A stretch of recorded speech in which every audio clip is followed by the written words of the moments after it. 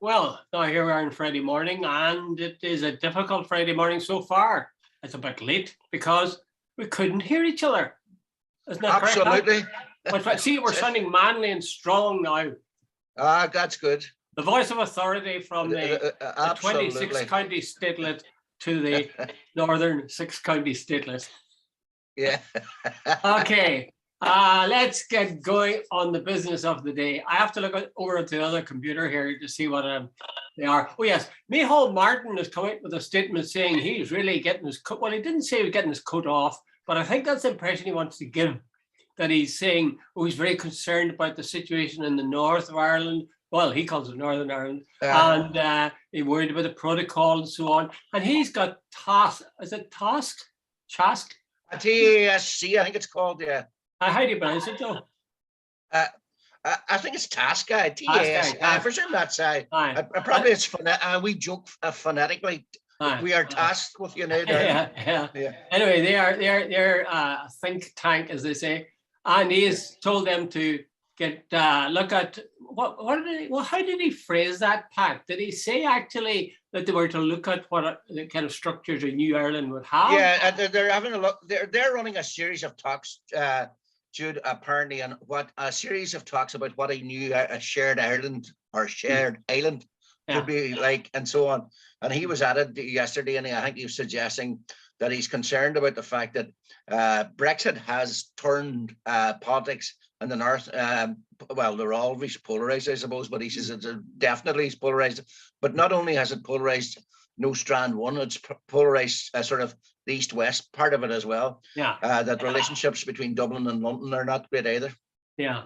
Well, all of that is true. The question is, what brief exactly tasks were given? Were they asked to mount a series of lectures? Were they asked to actually go out and come up with some recommendations? It's not exactly spelled out, Jude, but I presume they are doing research. As didn't Micheál Martin done? Isn't there 5 million for this project? And they're going around allegedly. I haven't come across anything or don't know a lot about it, but they are meeting various lobby groups and talking to academics and so on. And apparently somewhere down the track, they will make some sort of either proposals or put out some things for like a white paper to see what people think. Now, Jude, when this is all supposed to happen, I just don't know. That's the thing.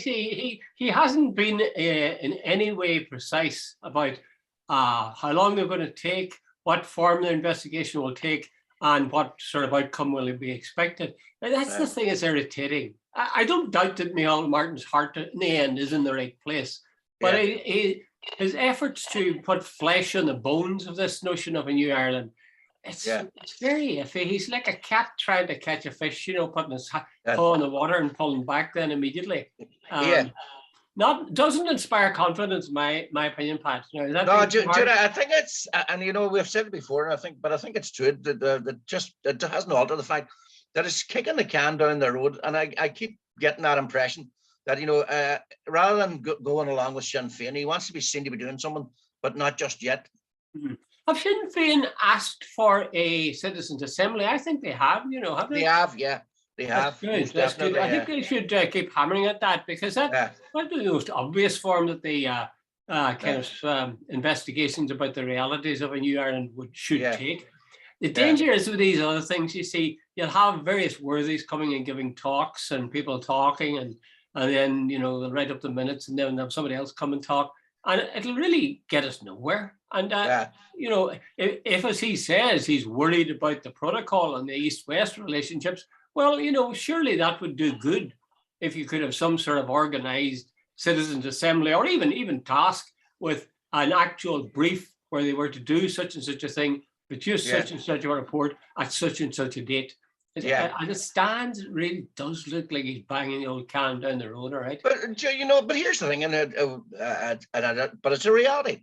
See, after May the 5th, just hypothetical, and it is purely hypothetical, say Sinn Féin get a whopping, stomping mandate, I'm really way ahead of everybody else. Yeah. That automatically, of itself, changes the goalpost. Because right away, it's no longer the Unionists and pole position. And they, as a leading party in Northern Ireland, then, if it happens, calling for citizens' assembly, and will have considerable clout. Yes, I think they've been in a very strong position for asking for a citizens' assembly. In fact, almost demanding it. But I would say, Pat, that if even they did get this stonking majority, I think they would steer clear of it for a couple of months, maybe. Because that's what everybody, all the unionists have predicted, that they'll be all whooping and saying, it's time for United Ireland and so on. Yeah. That's what Jeffrey's saying. In other words, well, Michelle O'Neill's already, Jude, hasn't she sort of said that the border poll right now is not top of her agenda, that the health crisis, the COVID crisis, the cost of living crisis, and all the sort of bread and butter issues, that are affecting everybody's day and daily life, that right now that is their number one priority. And I noticed, I think in the Belfast Telegraph a couple of weeks ago, there was a sort of, I can't remember who it was, but Sinn Féin wake up to the reality, that sort of headline. Well, I saw Mary Lou being, maybe we talked about this before, but Mary Lou being interviewed. Was it by, who was it by? Mark Carruthers? Well, there's probably, she, I thought she was very good actually, but she emphasized the need for looking at bread and butter issues. Yeah. And she also made the point that the two things aren't two separate things, that there are clear links between the two. Like if you're going to look at how you're going to make the North prosper. But just taking off track for a second, what do you think was the significance of Mary Lou doing that interview rather than Michelle O'Neill? Well, I think two reasons, I think. One is I think she's better, which is a pretty important thing. And two, it is to emphasize to, I suppose, the party and to people generally in the North and the South that this is an All-Ireland party. And that, the idea of working in an All-Ireland basis and maybe creating an All-Ireland state is something that naturally comes to Sinn Féin. We don't have to explain this. You think? Yeah. That would be my reading of it as well. But I thought it was making a point in a very subtle way, or maybe not so subtle now to think of it. But anyway, the fact that the main the party leaders was not the leader in the North, but the leader in the South, or not the South, but the leader of the party, who's a Dubliner. Yeah. Do you think that I'm being? How do you think? Was it a good? When you're rating Michelle O'Neill and rating Mary Lou McDonald in terms of spokesperson for Sinn Féin, where would you put them on a scale of 1 to 10? Where would you put the two? Well, I think Mary Lou has become very accomplished. I think I'd put Mary Lou about 8 or 9. But Michelle O'Neill has come on a lot. See at the start when Michelle O'Neill came on, it was like a machine gun delivery. I remember thinking, "Good God, slow down!" But hey, Jude, I'm guilty of that myself. So it's not a. You're not the leader of the northern section. Exactly. So I have no room to criticize it. But Michelle has come on a lot. Now, Jude, there was something about, and this is, Jesus, I'm going to get into serious trouble here. But for some reason, I thought Conor Murphy had more gravitas, and at that time, and I thought there was something, this sort of wee perky blonde sort of person, and so on. And it wasn't the fact that, but I just thought there was something not quite. No, by the way, image is important in politics. No matter what they say, a bald man will never get elected in American, and a small man will never get elected in America. So image is important. And I thought this was just giving off the wrong image, sort of like at the outside, like a dolly bird. But Jude, that's gone. Michelle O'Neill has actually proven herself to be very effective and has come on immensely. But I still think Mary Lou, I think, is a very, very good politician. Well, Jerry Adams picked her out at an early stage.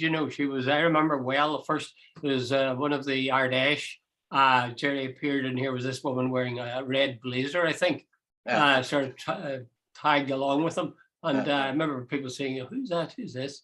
And, you could tell that this was giving her a sort of a public airing for the first time. But yes, I would agree. There's one thing just to cut across you again. I remember Hume used to go into meetings with Major and people like that on his own, absolutely on his own. And I remember every time Martin McGuinness and Jerry Adams went along to these meetings, they always brought somebody along with them. And then after the post meeting, that junior person, whoever it might be, was the person that did the speaking.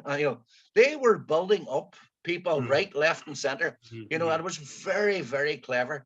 And I remember, you know, people like Owen O'Brien, Michelle O'Neill, Mary Lou McDonald. You know, you could Connor Murphy, you could go down the whole track. You know.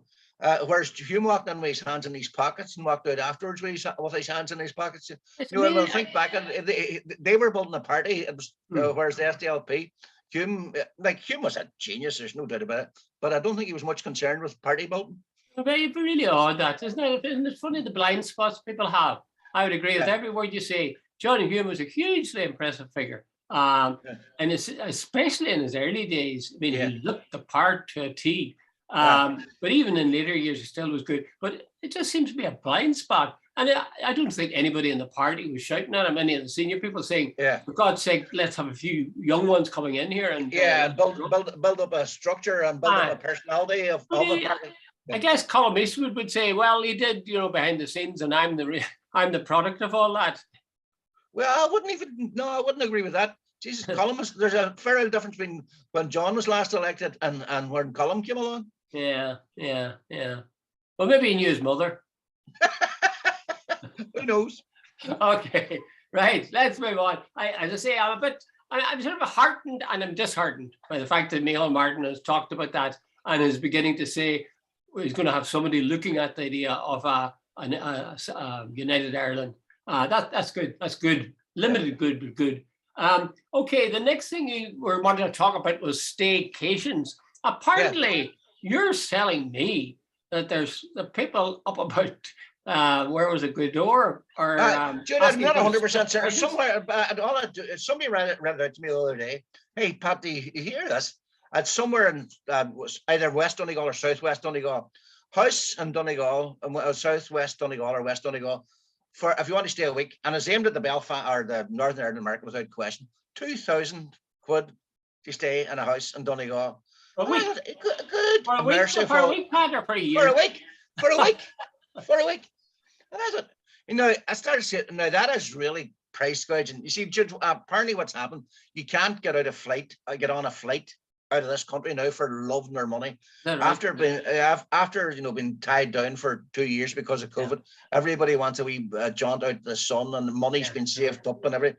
And you know, whatever. I even heard a guy on from Dublin Airport car parking. Apparently, unless you've booked your spot, I think one of the car parks might be closed or they're repairing it or something.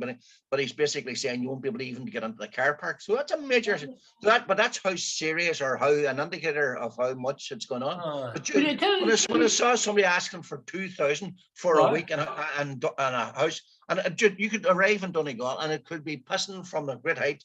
So, like, you know, 2,000. I've been there, done that, Pat. We've had a family holiday in Donegal. My God, it rained the whole time. It was awful. It just didn't work. But do you think they'll get this 2,000 a week?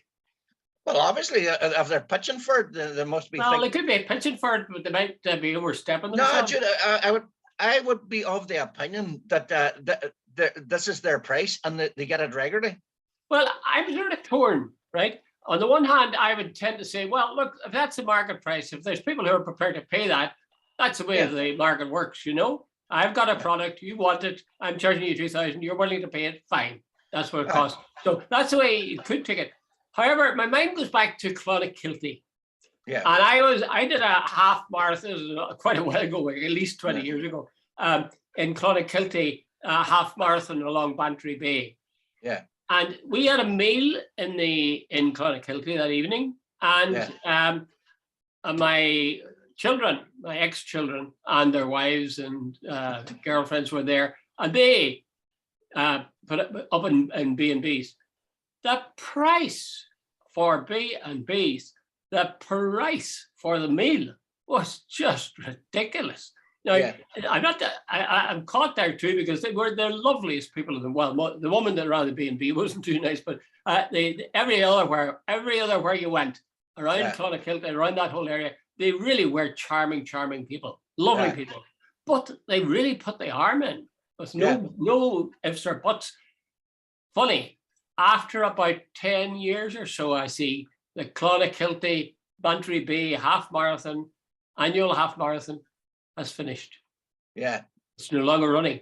So the market might have been able Literally. to bear it at the time, but it just wasn't going to sustain it. No, Isn't dude. that interesting? I like the house. Maybe concerned might be a luxury house. I don't know. It could be a hotel, whatever. But it's a house anyway. Certainly, the person I can't even remember who was reading it out to me. But it says, "Jesus, Pat, $2,000 for a house." You know, and so on. Somebody was reading the paper. I thought to myself, "Are you serious?" And then I thought, now, there's somebody's the market, sort of a tethered market. Nobody can go anywhere. So hey, if you want the house and all the rest. And I thought to myself, this is typical. And remember, you know, Jude, when a couple of years back, whenever there was the rugby international, suddenly the prices in Dublin hotels went through the roof that weekend, or if Bruce Springsteen was playing. And I always think, you people have no sense of loyalty, or, you know, or treating your customers well. Yeah, people come along, and suddenly when you can sort of exploit the situation, away you go. You see, again, I sort of. That's capitalism. But yeah, I mean, we're not talking, you're saying loyalty and stuff. I mean, they use this word loyalty with regard to tokens and things for supermarkets. Loyalty, my backside. You know, it is a financial transaction. You give them your money, they give you food. And I'd say the same thing about hotels and that kind of thing.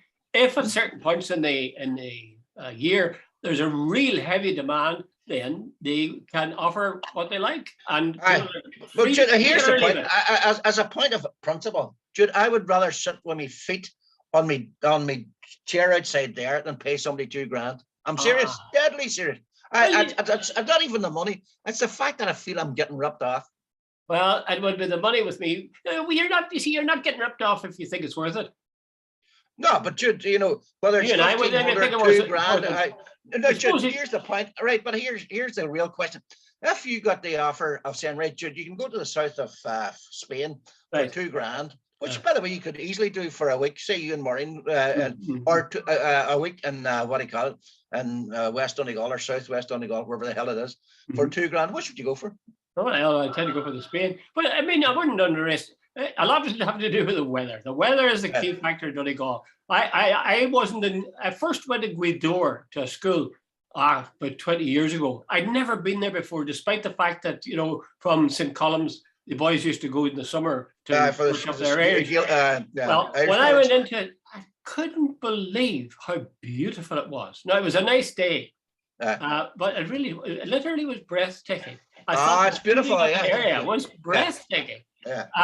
My sister had a place down in, God be good to her, down about Rossbeg. And I went down there for the first time, after quite a few years. And again, I couldn't believe it. It's gorgeous, absolutely gorgeous. And I mean, I suppose places like Bundoran, for example, which we used to go to as kids, just because they're familiar doesn't mean they aren't impressive, you know? Those huge breakers and, you know. Well, there was that program on, I think it was made by BBC Scotland and BBC Northern Ireland, but it's a mainstream program following in the way of Columkill. It's on BBC. You know, they started off in Donegal and went up from the Garton on up to Glen Columkill, and Jude, it was spectacular. Absolutely, you realize how, and I mean spectacular. And I don't, you know, I am from Donegal, but you know, the beauty of the place was stunning, and the reviews have been rave reviews on British media about how beautiful the place is. But and Jude, and it is lovely, but it's just let me nail down. It was the fact that somebody told me a house for a week in Donegal was $2,000. That's what really caught my attention. Well, the thing, I was up. We were up at myself and my dear wife and my son and his son were up in the Giant's Causeway yesterday.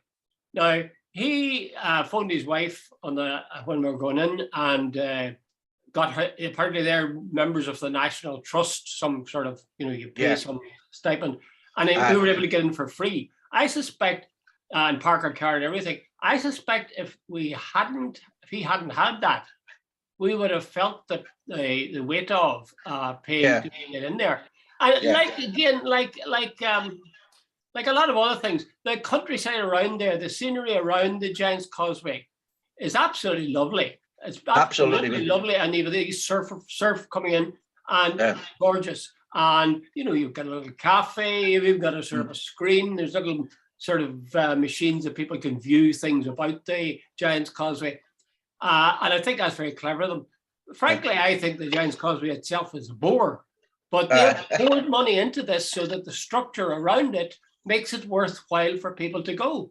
And I think that's smart thinking. In Bundoran, which I mentioned, and which can be a very cold place, really, I mean, it's strong wind comes in there, and it's not the best place for bathing. But they have developed a whole surfing thing there, where people are coming with wetsuits and learning to surf and so on. And that has really helped the whole industry. So I would tend to say the same thing about areas like Gweedore or whatever. We've got away from this question of the 2000, I know, but what I'm saying is we could compensate for the fact that the weather isn't always terrific by having things that people can do or look at or be engaged in that helps to compensate for that.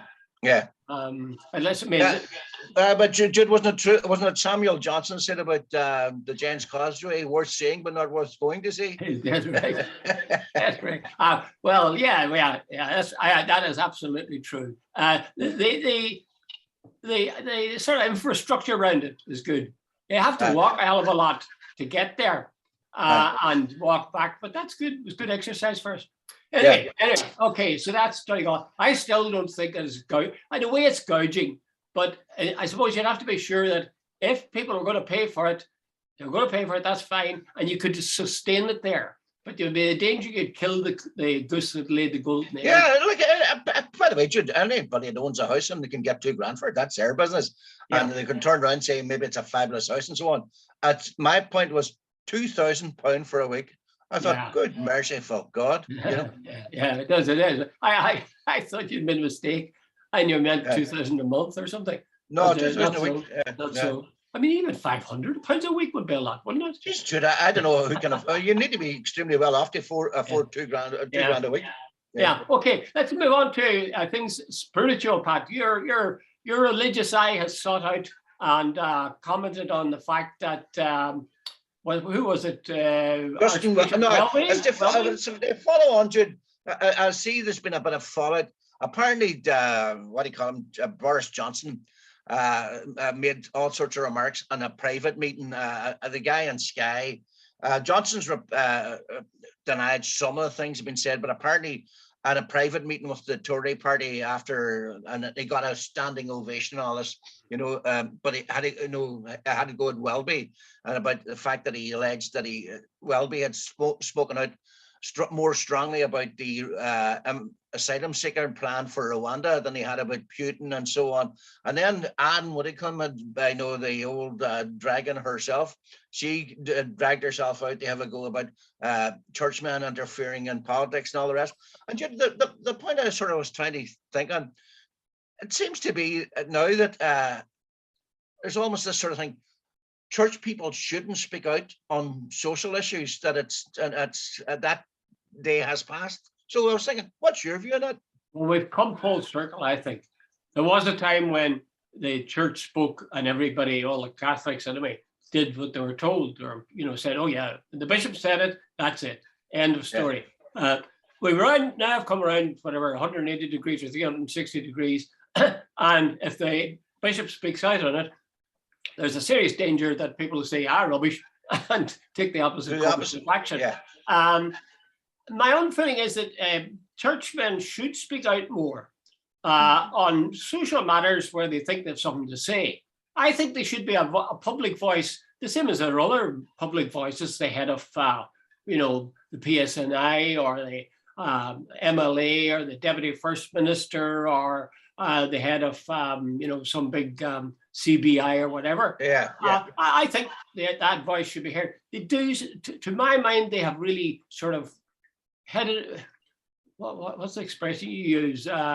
They've ducked down and kept their head down below the ramparts too much, to the point that when they stick them up, people want to knock them off. What do you think? I thought Welby. I regard Keir Starmer as about as useful as a sort of an ashtray on a motorbike. I really genuinely, I don't. And in the wake of COVID, Jude, there was so much that he could have, any politician of stature could have. Jude, the Tory party, they gave contracts to their friends, absolute total corruption. They had various ministers totally incompetent.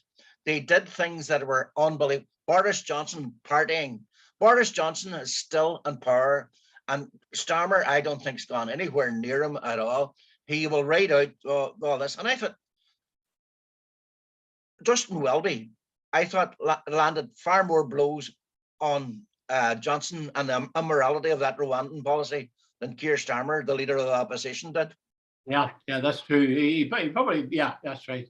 Starmer has a problem. He's sort of a, he's a moron. He's kind of an empty can or something. There isn't much substance. I mean, I don't think there's much substance to Archbishop Welby either, any more than there's a great deal of substance. Although some people disagree with me, I don't know if there's a lot of substance to Archbishop Eamon Martin. Not that they may be good men, but they don't carry charisma with them, as I see it. But I do think they should be speaking out. And when you stop to think about it, what's Boris Johnson most famous for? Telling lies. Yeah. Telling lies. So wouldn't that be an obvious case for some reporter to go to? You just said something there, but the first time I've heard that, is it Ian Blackford, the SNP guy in the House of Commons, by the way, who is far, far, far superior to Keir Starmer when attacking the Tories. He actually used the term 2 or 3 times the last time about that Boris Johnson was a liar. Yeah. And the speaker, what's his Hoyle or whatever his name is, I can't remember, didn't pick him up on it. Now that's isn't there some etiquette or protocol or whatever? You can't call a man a liar, but the whole the debate in regard to Boris Johnson in regard to, did he tell lies? So how can you say, if the debate is about did he tell lies, you can't call him a liar, which is a wee bit so. But anyway, I just noticed that the speaker didn't.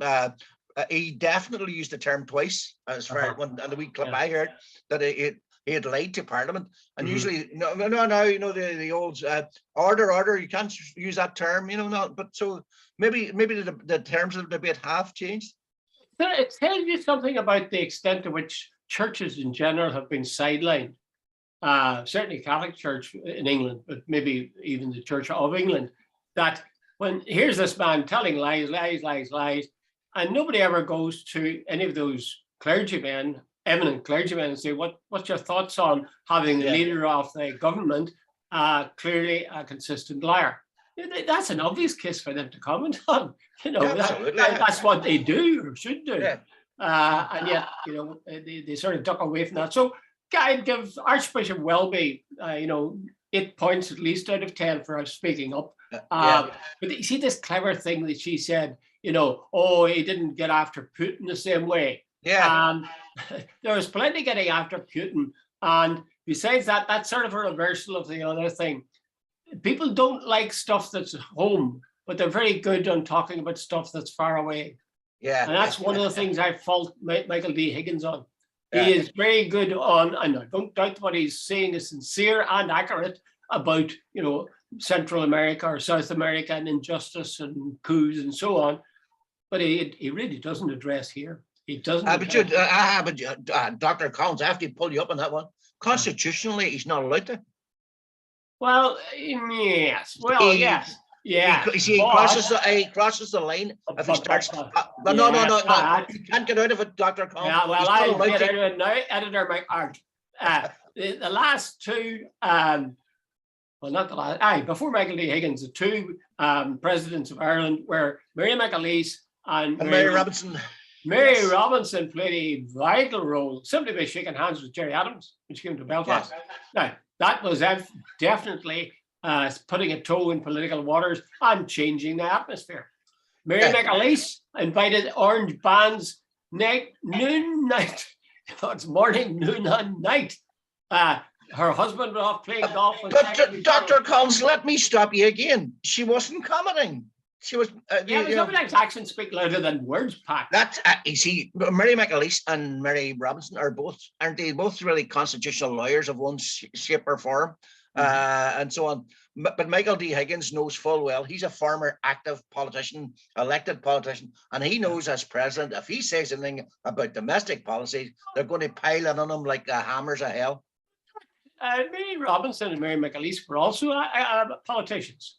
Well, Mary, she was a senator. Mary McAleese One was a TD and the other was a senator. And that's a politician. Senator's a politician.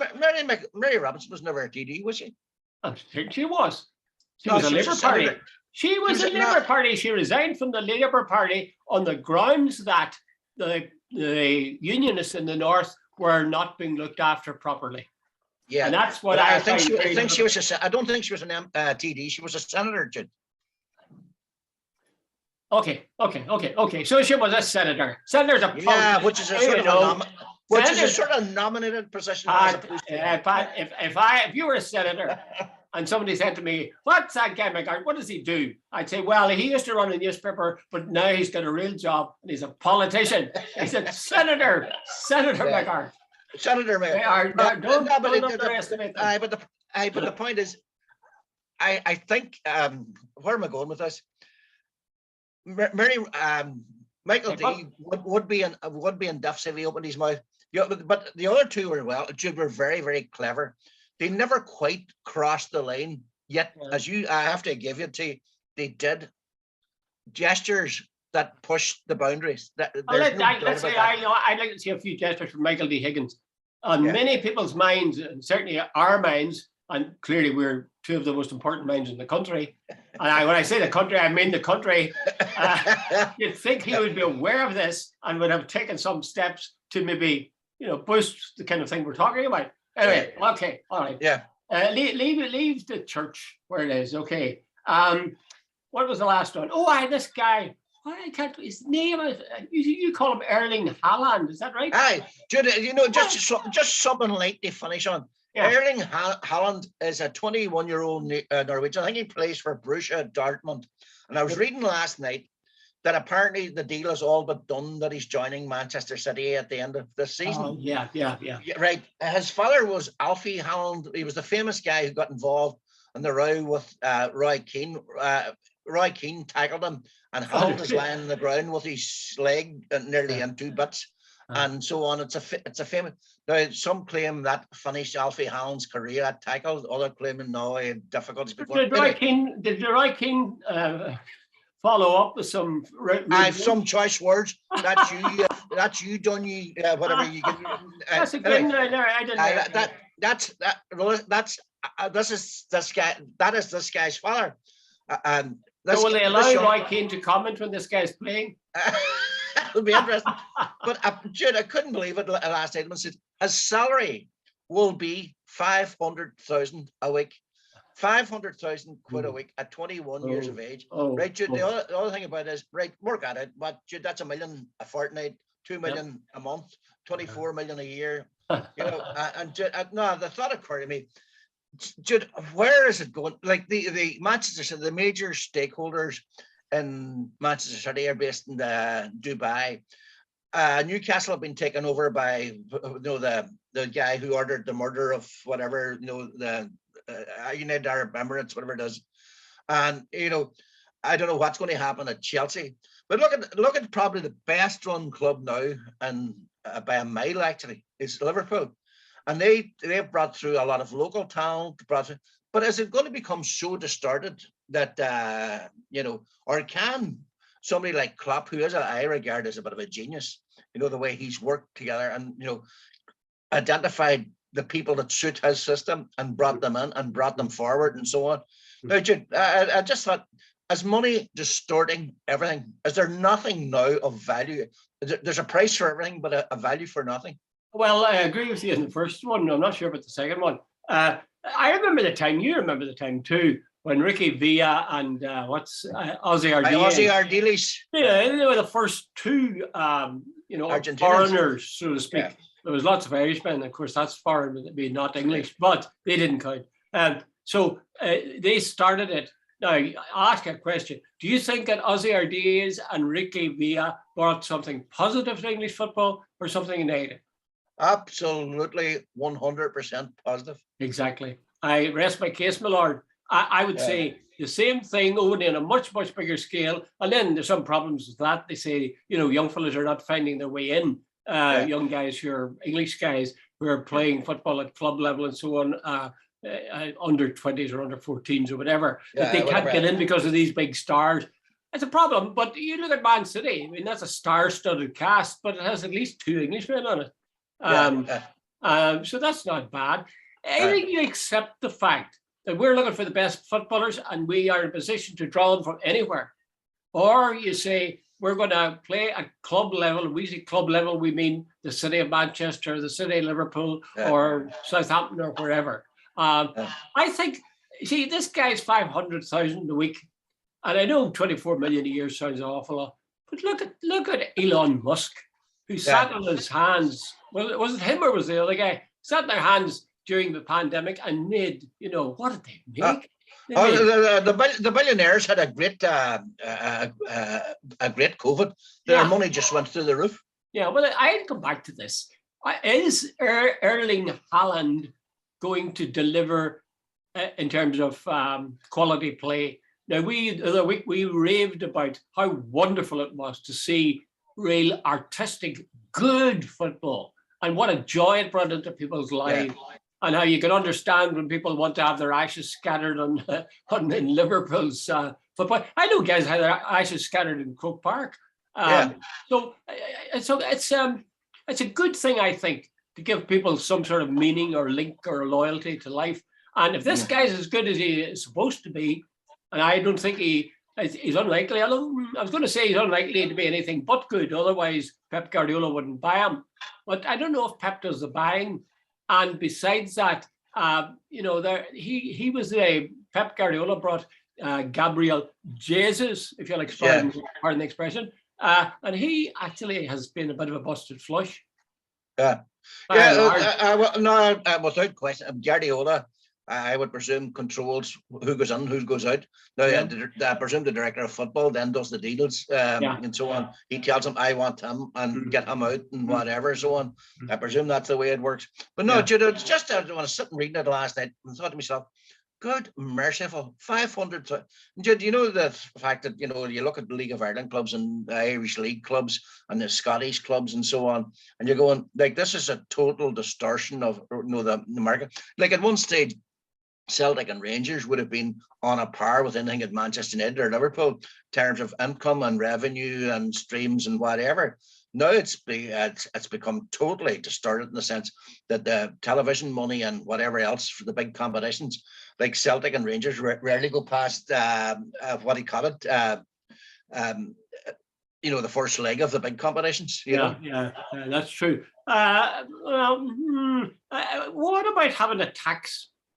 What about, there's two things. One, supposing you had a good hefty tax on all of the really successful clubs, all the Premier League clubs, in proportion to the amount of wins that they had. A certain tax would come and be fed right into the grassroots. Yeah, I'd say that. The other thing is, sometimes there's change that comes about, whether people like it or not, and it's changed for the good. For example, like we talked about this, women's football. Yeah. That wasn't government interference or anything. They just somehow or another, people saw these women can play football fantastically well. Yeah. So perhaps the same thing will happen with the grassroots. But I agree with you. Like 500,000 seems so much. But by the way, Jude, before we go, one point or one thing I think apparently this German guy, the Madeleine McCann, now it's one of the great mysteries of our times. That apparently they're looking to make an arrest, and they've named this guy as Guido. Was not the term they used in the past, the prime suspect. Yeah. But the whole Madeleine McCann. By the way, there's a connection with Donegal. I think it's the mother's people are from around St. Johnson, which is just up the road. Really? Yeah. Or no, it might be the fathers. I'm not 100. McCann. I think it might be the fathers people. They're like a big Donegal connection. I think his father might have actually been from here. But anyway, like, it's one of the great mysteries. I remember I had just retired, and I think it was 2006. And I remember, imagine losing your child. But anyway, here's the bottom line. In the wake of the child disappearing, the McCanns, I think, I'm not 100% certain, but it looks like the incompetence and even the degree of sort of nastiness of the Portuguese police. They were smeared to a certain degree in certain media and so on. And so on. But now it's coming out that This German guy, apparently more and more evidence is coming that he was close to the place where Madeline and them were staying, that he has phone, there's some sort of link to the resort and where they were staying. As he's apparently he had entered some sort of place where children were staying and assaulted or attempted assault. He's in jail in Germany for a rape of a 74-year-old American woman. So they're sort of saying, good God, but hey, Jude, as a parent myself, I was thinking, good God, what has it been like for Jerry and what is it Maria, the mother, for 15 years or whatever it is? Well, I think if I was a parent, this is a shocking thing to say, maybe I've said this before, I'd almost welcome the news that my daughter was definitely dead. So would I. The agony would at least the thought of her being alive and being abused or God knows what would be too much for me. Two things just struck me about that whole case, and part of the reason for it, this may sound very cynical, but again, it goes back to your thing about a bald-headed man. Anyway, I don't know, I'm nothing against bald-headed men myself, but the looks of the McCanns and the looks of the little girl was just divine. She was beautiful, innocent little face and that little thing in her eye.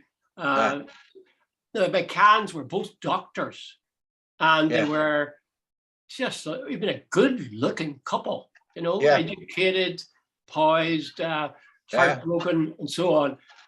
The fact of the matter is, I think public sympathy, in part, went to them because they looked so well, and the little girl was so pretty. If she hadn't been a pretty little girl, I suppose she'd been positively ugly. I remember that point was made. I remember saying that so many children go missing each year and across the globe, and like the McCanns made even headlines in America and so on. The search and there's an element of truth in that. They were nice, white, middle class people. The daughter was beautiful, wee child, and it doesn't lessen them the crime or anything. But the point was made. Why do certain people get all this publicity? And then remember too, wasn't it somebody picked up the tab to keep the investigation going? Was it some rich person? Oh yes, I think I remember that. And so on. But Jude, but the thing about it, I was just thinking as a parent, good God, hey, here we are 16 years later and still no answer. That would do my head. And no, at night I just couldn't sleep. Yeah, well, you see, you're seeing the pain they suffered. I agree, but I'm sometimes a little surprised when you hear about these people who come through hell. They've lost a loved one, and you see it with the Troubles cases. Like the Bloody Sunday, for example, the guys are saying, who did this to my brother? Who did this? I want this known. And you see on a smaller scale, like cases where somebody's been killed, nothing to do with the Troubles. And when a criminal is eventually convicted after a long struggle, the relatives seem to be really happy with that. Jeez, I don't know. I suppose maybe I would. It'll not bring I know they always say this, it'll not bring the person back. And I wonder, it'd be a hollow sort of cheer that I would give when the bastard who killed my daughter or my son or whatever was convicted. Would you feel that, or would it matter? Well, someone maybe there's that awful American term closure. Maybe it if somebody's convicted, at least now it's over. We know they're dead. Somebody is going to, there's a thing in us, an innate thing about revenge, or we want something done about what happened to our loved one. And if somebody's going to jail, at least somewhere, you're paying for your crimes. Doesn't bring the person back, and it doesn't solve the problem. But they're at least the door has been brought down on the thing, and you start then getting on with the rest of your life. That would be the way I would look at it. I suppose, yeah. And the other thing, of course, would be that it would help to deter other people from doing the same thing. Exactly. Yeah. This is very, very solemn stuff to be ending on, Pat. Yes, but sorry about that. I just saw it this morning. I think it was you brought it up, by the way. I was actually. But very sad, very sad. But anyway, the sunshine is still in the sky. Is the sunshine in the sky with you? Yeah, absolutely. I tell you, see this time of year, Pat. I saw a thing a guy did. Maybe you saw it on Twitter or something. And he said, every morning when I get up now, at my age, he says, I think you have a choice when you're waking up. You can say everything is a miracle or nothing is a miracle. Yeah, I think you said that to me. Yeah. I'm sure this is old age encroaching. Yeah. But there seems to be something absolutely magical about. I was watching guys yesterday, 3 guys with mowers, these public servants, motorized mowers, and they were cutting the grass and they were killing all the little daisies and flowers and stuff. I think there's something bloody perverse about that. Those things are gorgeous. They're gorgeous. They cry out.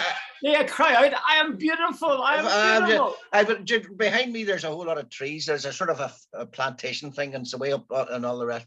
And the number of birds, I don't know where they come out of this year, this last couple of years. I think COVID's brought some of it.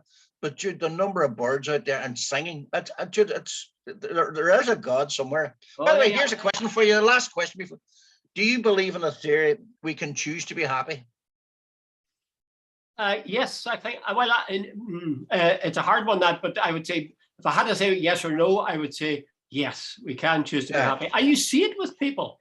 I mean, I have one of my sons, I'll not say which one, has a happiness factor. He brings to every situation he goes to a happiness factor. And I think that's a wonderful gift.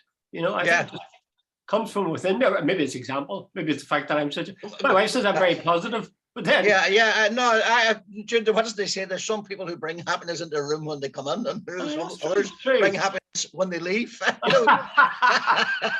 Oh, misery! Good. Hey, Pat, you did it. You did it. You left us laughing. Thank you very much. And enjoy the weekend. Okay, Pat. Thanks.